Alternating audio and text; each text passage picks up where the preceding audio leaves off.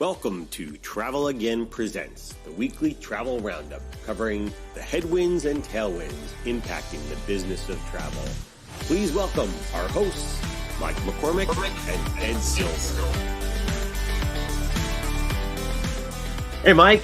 Welcome back to the podcast. Yeah, great to be back, man. Fun to be doing this some more. Always good to be together. How you been since our last podcast?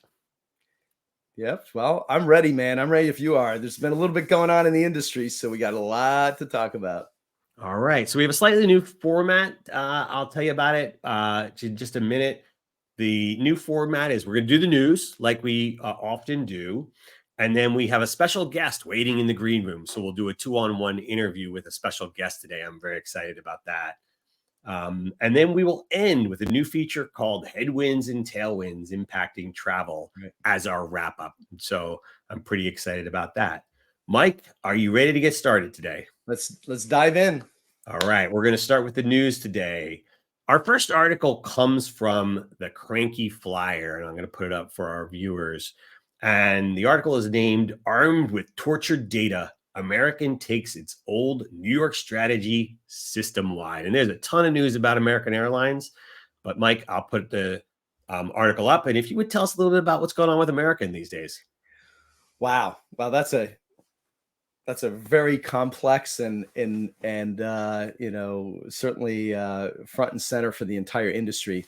I mean, I got to tell you, as a finance major, I do love when somebody kind of digs into the numbers and the facts behind it and really tries to assess what's really going on. And that's in effect, what they've done. I think, in a couple part series of really trying to look at the American strategy, look at the impact, look at the validity of it, and kind of try to both understand the motivations, but also really dig into the data that's been provided. American just had their investor day, and so that was really the impetus for like a lot of the information that was being put out about their strategy. Because I think a lot of it, certainly for the industry, we saw the impact of their deadlines and kind of approach to implementing the new NDC technology or standard, looking at the ways that they wanted to let's say implement pricing, look at driving direct business, look at making basically the agency community retrofit their systems to fit the way that they want to work going forward. So there's a lot at play here. So look, I was really inspired by the Cranky Flyer article. So I did a little of my own analysis, and I went back and said, as always, man, trying to bring it back to some clarity of like what's really going on. And as always, you got to follow the money. And I think at the end of the day, I went and pulled some stats because we talk about the order of like, which airlines are first, second, third in terms of major airlines and all that. But if you go back, so I'm pulling a little old data, 2022 data, year end, but looking at the number of passengers flown, right? So let's start there.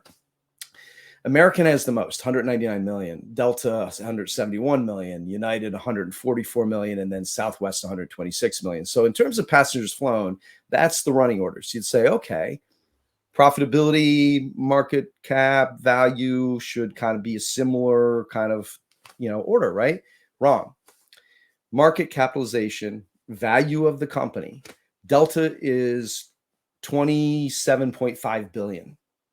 Followed by Southwest, 20.2 billion, followed by United, 14.1 billion, and then American, fourth out of four at 9.6 billion.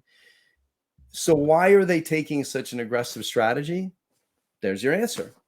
I mean, you may not like the strategy. We may certainly incredibly disagree about the philosophical approach to the industry, the way we work in the industry, whether their strategies will work. It's certainly alienated some of the industry, but it's maybe empowered and certainly let's say inspired other parts of the industry, right? So you look at it and you go, there's a lot at play here, but you always got to come back to what are the primary motives. And the airlines are there to serve and to certainly provide great service and to grow their routes and serve their customers, et cetera, et cetera. Yes, they are customer oriented, but at the end of the day, they are beholden to their shareholders. And so you kind of look at it and go, what do you do when you're American to try to change that order of things.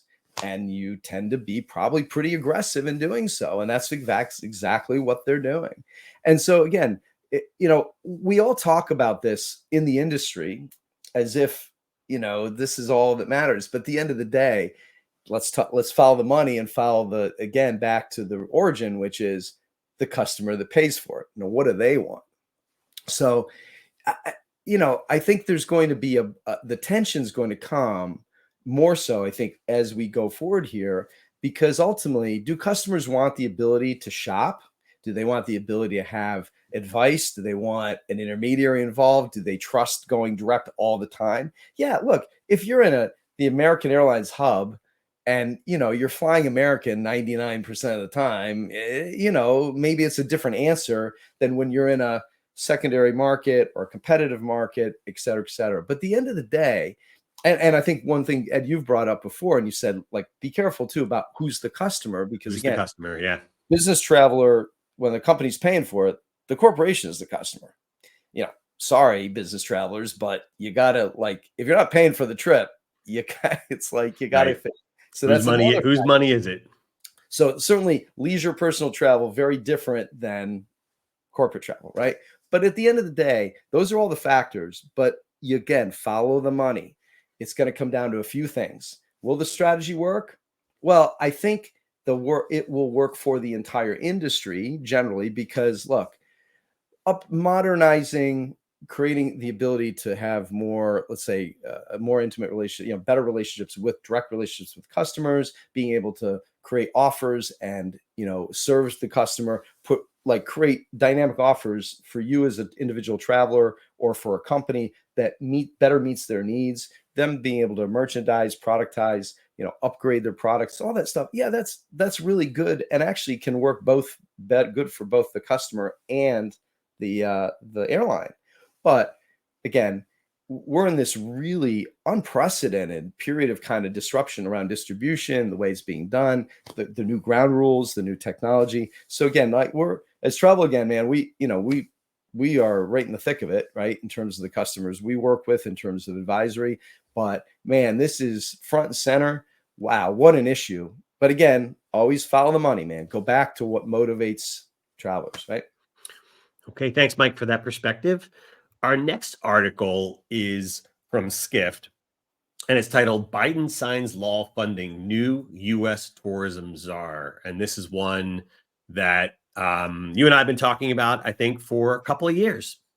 Oh, more than that. So I got to say, I want to do a shout out to the people who saw this through, but I would say I'm really proud of the fact, if you go back to our Travel Again project, during the pandemic, when we all banded together and came up with the recommendations and got, right in the midst of the early days of the pandemic, really working towards trying to find a way to help get the industry back on its feet, create a pathway to recovery. And, again, a shout out to all of the, execs from around the industry who participated, one of which is in our green room right now. But we did one of our recommendations at the last one, which didn't get addressed until now, was establishing a senior level travel czar within what was then the president-elect Biden administration. So you got to think that's the time period we're talking about. We'd put that as a recommendation because we felt like travel it touches every industry, as we all know, right? Drives commerce. Drives tourism. It's a vital, vital part of our whole world economy. But we have the DOT, of course, but we don't have somebody focusing on like travel in that perspective in the administration. And so a shout out to those who saw it through, got this done, which is not an easy task. It's takes a lot of patience, and a lot of time, and a lot of work, but to get this done in the midst of an election year, well done. Really proud of it, and proud that we, teed it up back in the day when we were working on this during the pandemic. All right, nice to see good things happening for travel. Mike, our last article of the day is a surprise article, and one that was a bit inspired by our guest. And this comes from a local TV station here in the North Carolina area, because it's being rolled out state by state, locale by locale, and it's new safety feature, how to record audio during an Uber ride. And so this is a new feature that Uber has launched where in your ride, you can request that the audio is recorded. Thoughts on this? Yeah. So, well, I can't wait to hear what our guest has to say about it. But to me, I mean, I got such a like mixed reaction when I first heard it. I'm like, oh, good, safety features. And actually, if you read the article, there was a number of safety features. It was being able to record like during the ride, the driver or the rider being able to record what's happening in the car while you're riding, and then it kind of stores it in a secure way, and then enables you to use that recording if you're reporting an issue or a problem, either the driver or the rider. There was also a live help with a safety agent, an in-app emergency button, their commitment to continuous background checks of the drivers. So the other features were actually, the parts of this were actually, really great. Like, I mean, I like the live help safety agent part. That's actually really, to me, really, actually really powerful. The recording part gets me a little like, I had that like, I mean, I get the purpose, but I've been in cars where the driver is recording and it's weird. It just is. Like, I mean, it's like, I mean, look, I got a great rating. I'm not a problem rider, and I'm a good tipper. It's like, it's just, I don't know. It feels a little invasive, but I get the reason. But Yep. Anyway.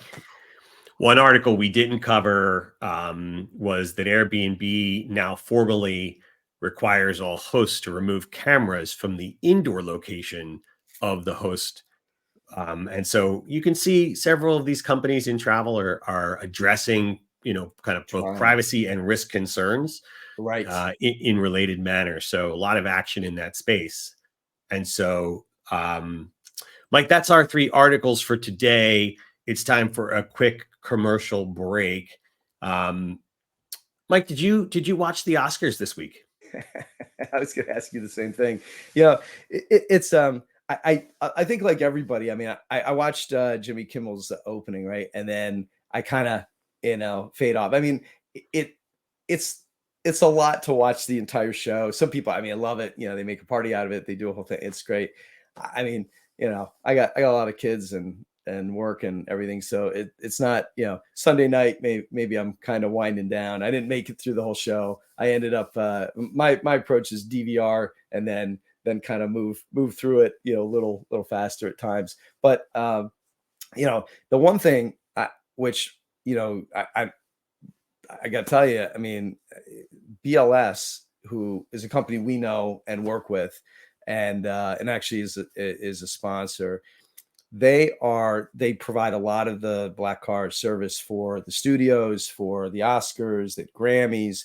They are just a first-rate family-owned company, and one that, again, people probably don't know the brand as much because they're one of those companies. They're like a quiet company in that respect. I mean, people know them in the industry, but not, people don't know them out just, as a brand name out with the consumer world, right?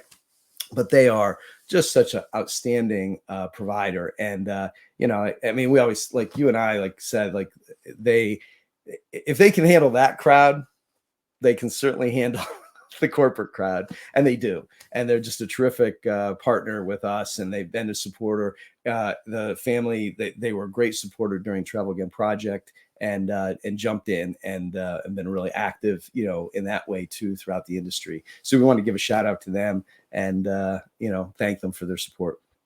Okay, thank you to our sponsor BLS, and Mike, thanks for that perspective.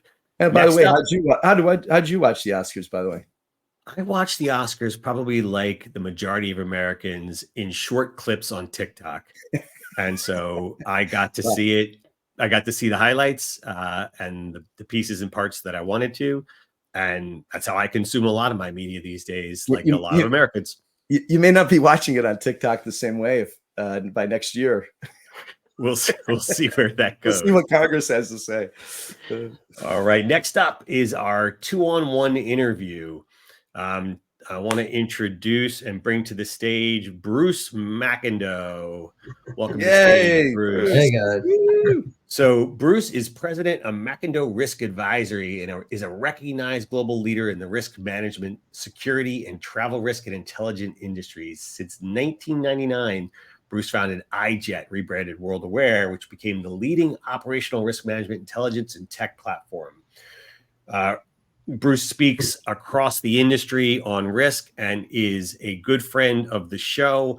Bruce, welcome to Travel Again podcast. I was going to say, let me just say, let's just call it Bruce knows risk. That's it. You don't have to say anything more. Like he gets it. He's our resident. I gave up on the Oscars when the semi-naked streaker came out. That was John Cena was too funny. Cena was awesome, man. I can only imagine there was two sides to takes that. a lot of courage, man. That was it. Yeah. That was amazing. Well, I don't know about courage. I'm sure funny. there's a lot of Very people funny. that just went, "Oh my god." Yeah, that's great. Okay, so So Mike, Bruce, over to in you. the 70s. Go ahead. Yeah, great reference back to that. So, well, Ed, you got the Well, let's talk about Uber. Oh yeah. Well, we'll go. You want to talk about Uber? That's under the heading of creepy, right? Yeah. So, I understand the safety, security. I'm interested. It's in the legality. There's a number of states that have 2 consent rule, right? Both parties have to consent. But my guess, when you use the app, it's like terms of use on your software. Exactly. You never read it. Right. So you're doing that. But likewise, I guess the driver has to, let's say, I consent to any passenger recording me, right? So I'm sure that's how they get around the legal part of it. But yeah, I mean, if you're in there having a discussion in Manhattan about some big deal, that's makes you kind of wonder. I'm sure they say, "Oh, it's all secure and all that kind of stuff," but I think it just puts everybody on notice. Zip it until you get to your destination, right? So I think that's true. So I'm going to bring up from our roadshow a slide about the top global risks in 2024 produced by the World Economic Forum. And Mike, I think that's a great place to start. Yeah. Oh, and Bruce, I mean, I'd kind of throw this to you. I mean, there was a great quote about the fact that real risk is what you don't see coming, right? Not the stuff that you can identify.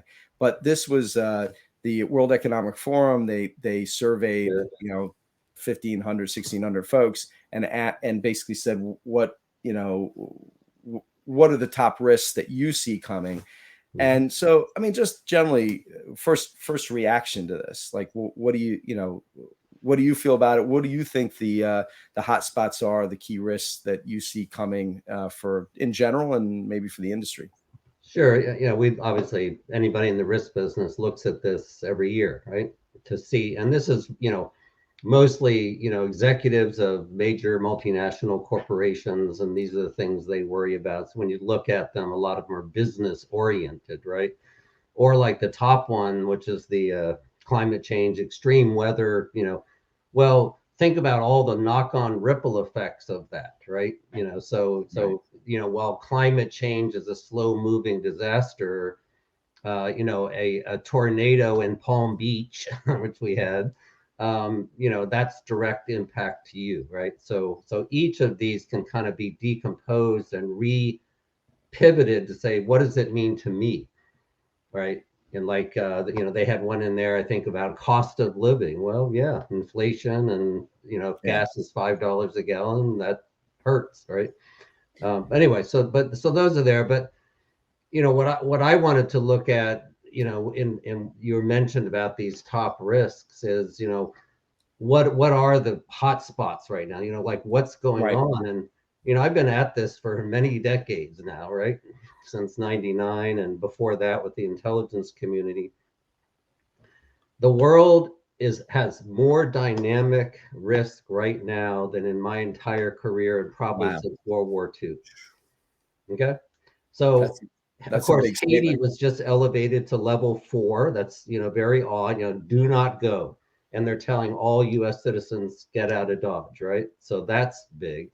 We have 10 active conflicts in the Middle East. So there already is a Middle East world war. It's just not organized, right? It's just all going on. But people don't know. We have 45 active kinetic conflicts in Africa. That that largely don't even make the headline. And people don't even pay attention to that, right? And so and we have Russia, with the Russia-Ukraine war, that could spill over into a NATO country. Boom, now we have a NATO conflict with Russia, and they're still rattling the the nuclear saber. And then the final one that I am most concerned about is one error by one human being could start an entire conflict in the in Asia, in the South China Sea, or over Taiwan, or between Japan and North Korea and South Korea. So all of that is just sitting there like on a trigger hair. So I could go on, but this is a lot to deal with, and to be prepared for that is incredibly more important now than it ever has been. Right. Yeah. As a traveler, right. And to be like informed and aware, and it's like, I'm going to go somewhere. Well, you better keep an eye on it. Yeah. Yep. Well, Latin America as well, right? Yeah. So, a lot of what you're talking about there is like, the physical risk. Of course, there's also the cyber risk. And when you and I have talked about this different times, I mean, one of your big, kind of issues or kind of complaints is like that not enough companies, with looking at the business travel side, particularly, aren't focused more holistically on managing the overall people risk, like that, which is something you kind of coined for me. And I just thoughts about that, because I agree with you. I mean, I think it tends to get very siloed, right? Was one of the creators of travel risk management back in 99, 2000. I look back at that and say that was right for the times, but not these times. Okay. Right. We need to say, what is the asset that we're protecting is the person in all modalities, whether they're driving in their vehicle and we want to not have them distracted, whether they're on a train, in New York City, or whether they're on commercial, which is when they become visible to most travel, risk management programs. But, and whether they're working or they're on, vacation, we should care about that individual and protecting that asset, because if they're gone, that's the impact, right? So that's why I focus on people risk management, and then working across silos. And when you start looking at working collaboratively across all the silos in the organization, I actually move up to travel. Travel intersects across the entire arc of an organization. So we need to step back and say, wait a minute, why are we putting all this on the shoulders of a travel manager, when starting with the business? Is this, what's the meaningful objective of this travel? Safety and security, the duty of care of the individual, information security, what do they have on them, and how could people get access to our network through them? Sustainability, human resources, as far as health and accessibility and other support needs, risk management, who's going to pay the insurance? Do we have insurance if we're going to have a problem? Boom, boom, boom, boom, boom. All of these departments have a nexus with travel. Come on, we need to start look at travel optimization management. Right. That says, okay, we're going to do travel. Let's optimize it across all these, sustainability, duty of care, the business. We've got to step back and become more strategic across all of those domains, or we're not going to be where we need to be and deliver value. Is anybody doing it well right now? What's that? Is anyone doing it well? Most of the major TMCs that I've worked with, have incrementally been kind of plugging things in. None of them right now are like actually bringing it all together as a holistic experience, right? Right. I do have to give a shout out to American Express. Okay. Why? Because I think it's the first, I've never heard of it before, but I love what they did around accessibility, right? What they did is they created a, accessibility service as part of their travel management service, right? That says if you have seen or unseen disabilities, right? Autism or, physical disability or whatever, we have a service for you from onboarding through the entire relationship between that individual and the company and mobility. They even have, I don't even know what they call it, but some kind of like travel accessibility desk or whatever, right? Where that person Right. can get service and have private conversations, or maybe they have autism and they want to know if this airport has a quiet space where they can chill till they get all of Right. that. But it's a packaged, comprehensive delivery. And that's Right. Makes awesome. And sense. that's what we need to be doing. And I would argue that's one component of a broader, what I just went through, holistic, that says, hey, Mike's going on travel. Here's his individual personal profile, including risk profile. And we're going to treat him across all of those concerns in a systematic, consistent way. And I see this as a glimmer of hope that we could start doing that. Yeah. And then, so couldn't agree more. I think that's a really interesting perspective. The first I've heard of the Amex It's service, really neat. Yeah. but I'm on the yeah, GBT accessibility toolkit team, and that's I great. actually brought it up there, and they're like, "Wow, I didn't know that," and I pushed the article out. But yeah, definitely check it out. Yeah, it didn't get any Yeah, like well, you yeah, hear and that's about it. why Yeah. I'm like here saying, "Come on, this is the model." Here's an It's like example. one Yeah, that's instance. great. Yeah. But also, I think, so in fairness too, like I think the industry, obviously devastated so much from the pandemic and coming Sure. back. Like we're just finally back in a place where, we're We starting can do this. to normalize somewhat again the business and ability to invest in certain areas. So, I mean, but again, credit to them for doing it. That's great. One last one on Sure. on this kind of just area was we talk a lot. So I like the blended travel. I hate the bleisure word. I've always have. So I like blended. Blended's better. But blended traveler where, you've got people on business trip doing personal, extension. People have been doing it forever, right? Years, of course. But now it became like a kind of a phrase, and it got identified as kind of a type of business. Well, people said, "Oh, I can do that." Yeah, I was like, wow, that's great, right? But man, I always said, like, wait, where does the company's like responsibility, liability begin and end? And it kind of feels like it doesn't. Like, I mean, because how do you say like, oh, they went off the clock, they were there Wednesday through Friday on business, they went off the clock at 5 o'clock, and then they're getting on a flight home at Sunday, so 5 o'clock Friday to 4 o'clock on Sunday, you're on your own. Like, it doesn't work that way. I mean, companies it doesn't work that way. And one is, when we looked at some of the legal constructs 2 decades ago, pretty much when you're on a business trip, the company put you on that trip and really have responsibility until you return, right? Yeah. And they have to manage through policy, like, what are you doing while you're out there? Drinking, riding on scooters, bungee jumping, whatever, all that. It's like, they can say these are prohibited while you're on travel because of our insurance. It doesn't cover this, whatever, right? So, but basically door to door, right? Boom, boom. So this comes back to people risk management, right? So when you're sitting down and negotiating a business travel accident policy, you should be taking this in account. What, when is the individual covered? I want them covered whenever they're traveling, right? Is that possible? And I know it is on some policies. Number two, what if they're traveling with family members, right? Or their spouse, or, whatever.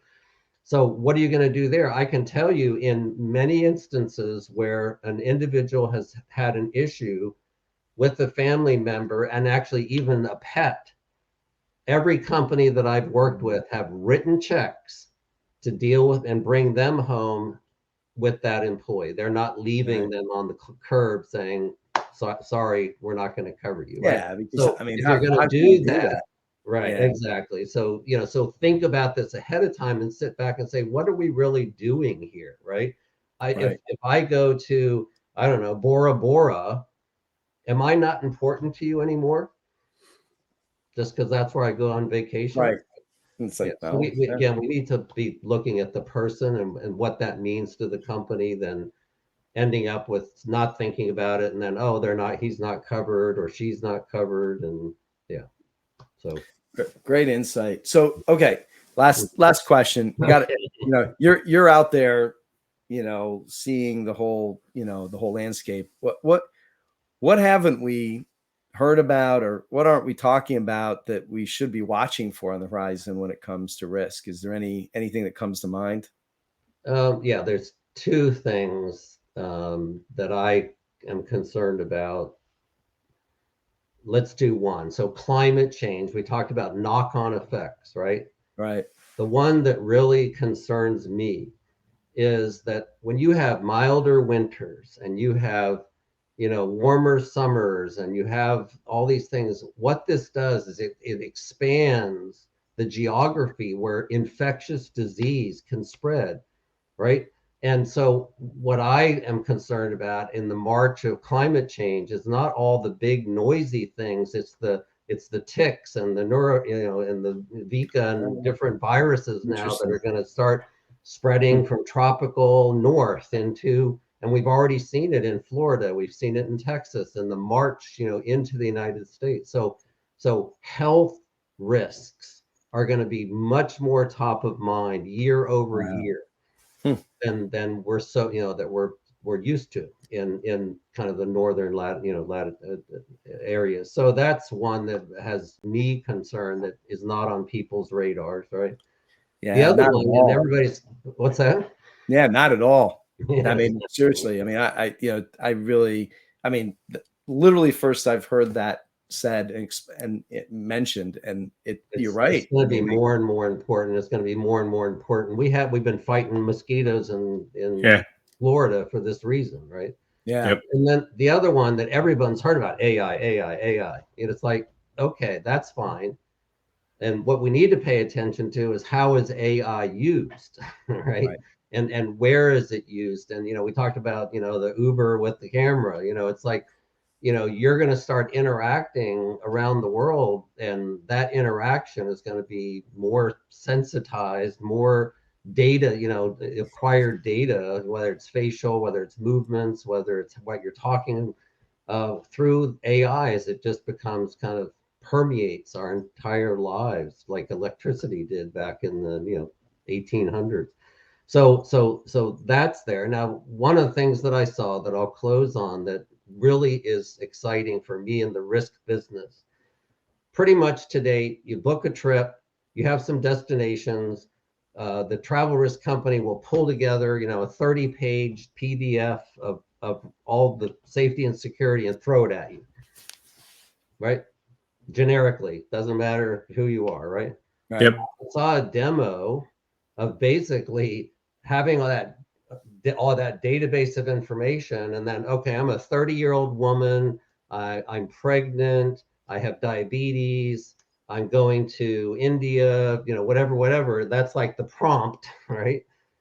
And then boom, it puts out, and I'm LGBT, right? It's like it'll go and it'll pull and it'll craft a personalized, itinerary information specifically for that individual. Yeah. Right. And what's really neat is they're not disclosing all that PII and personal sensitive information to the company. Right. They're keeping it in their enclave as they interact with and say, I'm giving this to this here in a package, and then it returns that to me, and it's private to me, right? And it's not sitting out in a GDS or in some booking engine or whatever. Right? Makes sense. So that's coming, and that's really exciting. Great use case. Yeah. Well, Bruce, man, again, thanks so much for your insight and coming on and being our guest on our big podcast reboot here. I mean, good. I mean, risk was like the logical place for us to start. And we brought the person who knows the most, our resident expert. I'm definitely passionate about it. Well, you are, and it's great. Thank you again for joining. Thank you, Bruce. Appreciate it, Bruce. Cheers. Very nice. Nice to see Bruce. And there is no better expert than Bruce out there in the marketplace. So really great first guest. Yep. Mike, next week, we continue the Travel Again Roadshow with our second event in New York City. Yep. And the event is hosted at the Omni Hotel Berkshire Place. And this is such a great location. It's a fantastic place to host events. The staff are fantastic. And it's an iconic hotel in New York. And we're really proud to have them as a sponsor of these events and of our roadshow and of the podcast. Yeah. Yeah. No, I mean, can't say enough. I mean, the folks there, John Carter, friend of ours, he keeps an eye on everything going on there with us and with everybody. But I'll tell you, it is it's just a great property. They've been a terrific host, and we really do appreciate Omni's support of the roadshow and of our podcast, and of just again that and they do a great job with their customers, with their travelers, and little oasis there in Midtown, right? So yep, it's great spot and great staff. So thanks to them for being a sponsor. Yep. So we are going to wrap up today with Headwinds and Tailwinds, where we identify what we think is adding value to travel or taking it away. And so, Mike, if you would start with your headwind, what's slowing us down? Well, I mean, certainly all over the news is Boeing again, and with everything that's happening there. And it just, aside from the tragic aspects of it that, put aside for a minute, let's just talk about the business aspects of it. What it's doing in terms of, traveler confidence, which we are, a key metric we focus on Travel Again, and how harmful it is to that in terms of people worrying about the plane they're traveling on, and is this one safe, and so many incidents as of late. But also the business aspects of it, right? The airline growth, United, basically had to stop their MAX 10 order, which is the MAX 9 is the plane currently in service being produced. MAX 10 is the next generation of that. That's like, they just halted their entire order, which was like 277 aircraft. Delta CEO Ed Bastian said, they see delay lasting till 2027 or beyond, until the plane gets into service. That's devastating to the industry. You're talking about the ability to add planes, replace old aircraft, and add new aircraft to a growing, thriving, travel community again. So it's a real headwind, and one we got to keep a close eye on. Okay. And your tailwind, what's speeding us up?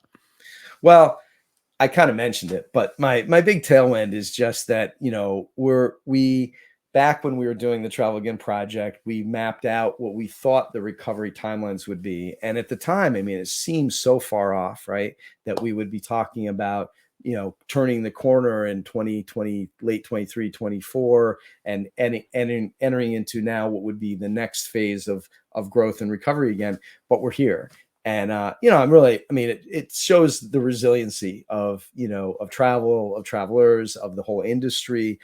Man, what a Herculean effort by so many people to get us back to where we are now, and proudly be able to say, all the naysayers about, well, technology is going to replace travel. People are working from home. Nobody's going to travel again. The world's going to change. We're never going back, and all that, nonsense from back then. It's like, no, people do like to travel. They do want to be there face to face. They do want to be there in person. That's the way business needs to be conducted. It's like, no. Now, have patterns changed? Yeah, absolutely. It's a whole new world about how you reach customers, traveler patterns, behavior, everything. Yeah. It's a new game, but it's great that we're where we are and back. All right. Thank you for that. Now I come back to you. What are yours, man? Give me yours. Yes. What's your headwind? Yeah, so my headwind is some news just out this week that TripAdvisor Plus has to shut down. And this was a subscription service that you paid a yearly fee or a monthly fee and had access to great rates, you would think it'd be a great pairing for all of the reviews and all of the information that they have. But unfortunately, it didn't work out. And I guess what I'm concerned about is that this may be a trend that we see many of these subscription services just not viable in the marketplace. And so I know people love them, and I have a lot of good friends and family that really subscribe to them and use them. But if they do start to show an inability to make money, then this could be a trend that slows travel down a little bit and just takes away, a great consumer feature that I think people love. Yeah, interesting. Okay. Well, and what's your tailwind? What'd you like out there this time around? Well, so this one's unfortunately near and dear to my heart. We're talking about an AI feature that launched on one of the travel sites. And I'll tell you, it was launched by Kayak, and it's a new image capture feature where if you're looking at an airfare anywhere, you take a screenshot of it, you go to Kayak, which is a meta engine, and you submit that image, it will go and find competitive fares for that exact route. It reads the image and then attempts to find better rates than you found online. And while I'm not sure this is the killer AI feature, what I love to see is new innovative solutions that are potentially solving customer problems, focusing on using some of the new innovation in the marketplace. And so I think continuing to see AI in travel and unique use cases, I think will help to speed up the industry and will help our consumers out there with some unique features. So that's my tailwind for today. Yeah, and I think you're our resident technology expert for sure. But like it does feel like it's going to be a lot of test and learn, right? A lot of test and learn of what'll work, and it's not one killer. It's going to be a lot of just feature oriented things. Even the stuff Bruce was talking about, like where you're trying that was a cool things, feature, enabling here, like taking off little pieces of the problem of the issue or solving a new a customer issue, right? Yeah. Okay, Mike, thank you. That is our show today. Thanks again to our sponsors, BLS and Omni. And we will see you live and in person in New York City at our roadshow on March 21st. If you haven't registered and you want to attend, go to our website to RSVP. There's still a few spots left. And we will be back here at our podcast again in 2 weeks. Mike, it's nice to see you. Great to see you, Ed. Good fun. We'll see you soon. Cheers.